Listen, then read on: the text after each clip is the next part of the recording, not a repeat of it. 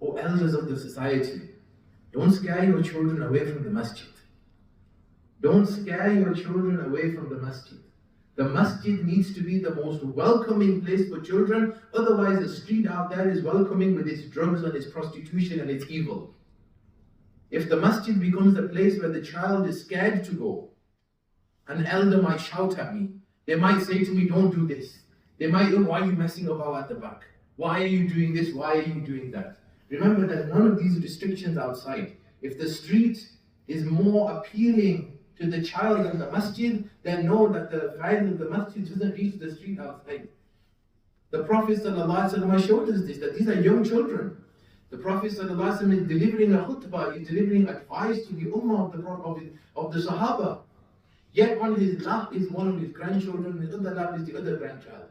And he makes an announcement to the people who are listening. And as I said earlier, the announcement, the first addressee were the Sahaba, but the rest of the addressees was everyone until the Day of Judgment.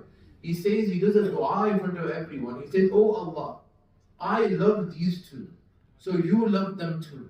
And oh Allah, love those people who love these two as well.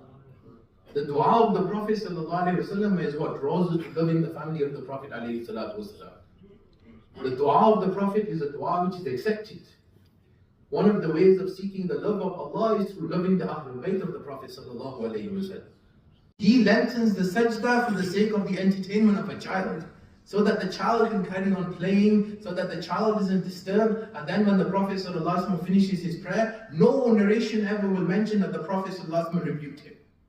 No narration mentioned that the Sahaba questioned the Prophet ﷺ, Ya Rasulullah, why is there a child messing around with us in the prayer? Although these narrations mention the fadail of the Ahlul Bayt, there are so many lessons in how we treat our children in these narrations as well. And it is these people, these family members of the Prophet ﷺ, and I make this as my final sentence, it is these family members of the Prophet ﷺ who saved Islam for I and you. And that's not a small statement to make, but this is a reality. The family of the Prophet ﷺ is that family that saved Islam for every Muslim after them. If I and you are Muslim, then our first gratitude is to the family of the Prophet ﷺ, that in giving their lives, they gave life to Islam for all the generations after them.